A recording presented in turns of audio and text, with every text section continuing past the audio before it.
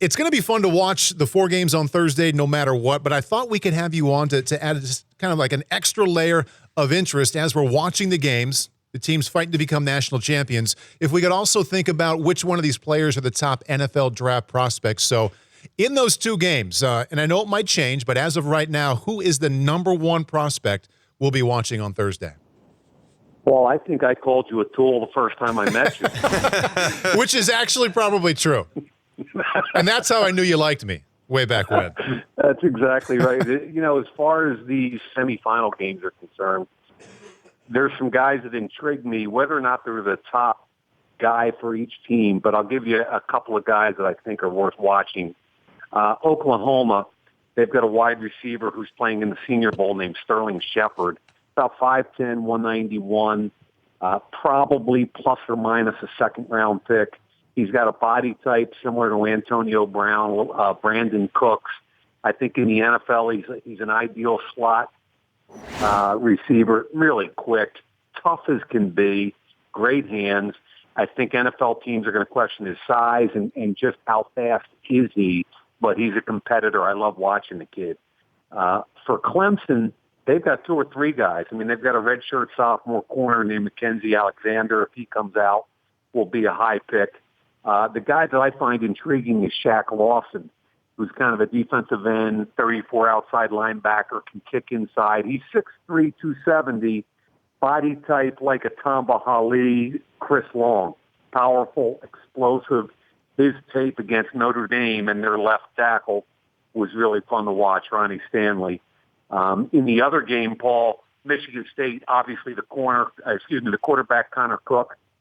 He's one of 4 quarterbacks I think potentially could have a first-round grade, and they've got a left tackle, Conklin, who's also a redshirt junior that could come out. And for Alabama, their entire front 7 on defense is highly rated. Out of that group, the one guy I love to watch is Reggie Ragland, inside linebacker.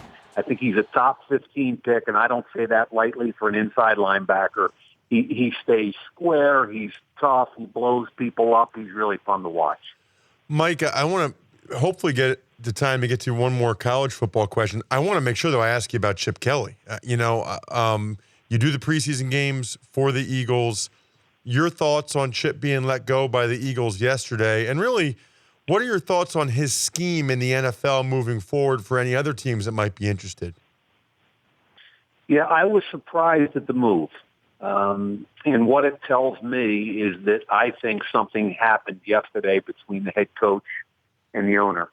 Jeff Lurie, the owner, has been patient historically. He's not a knee-jerk reaction guy, so I feel like they had a meeting and something had to happen.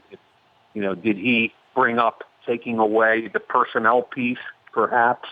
But I just don't see that move happening a week before the end of the regular season. It's just weird timing for me.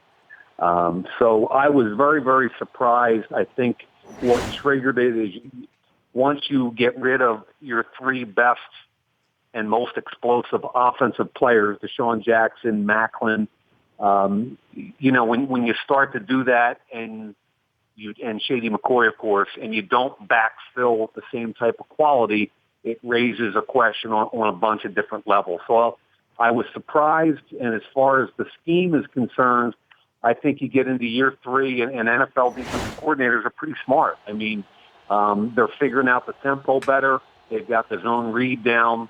I think there's got to be a next-level issue there, and I'm not sure the Eagles were able to come up with it. And, Ross, it's interesting when you spend time with Mike, and we spent a lot of seasons at the Combine, the Senior Bowl. Coaches get to realize that Mike watches tape and really he's got a passionate feeling about what he's watching and discussing. They may not agree with it, but they know he does the work, so they treat him a little bit differently.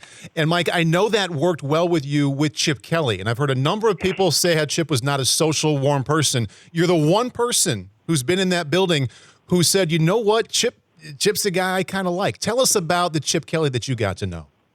Well, it's not like you're going to sit down and hang out with Chip. However, he's got a passion for football, and I think he recognizes that in others. And I spent some time in their building last year prior to the draft, and could sit down, and we didn't exchange a whole lot of pleasantries, but we could sit in a room for an hour and a half and talk prospects. And he was highly passionate about his feelings and opinions about players and what works and doesn't work for what his system is. And I love just talking football with the guy. I mean, if you had a legitimate football comment or conversation, he was all in. But he didn't really want to just sit around and BS with the guys. Mm-hmm. All right, Mike. Well, hey, I appreciate your insight, not only on Chip Kelly and the way you got to know him a little bit, but also on the prospects we'll be watching in a couple days in the national championship game. So thanks for your time, but don't get too used to life without me. You know I'll be calling and bothering you soon.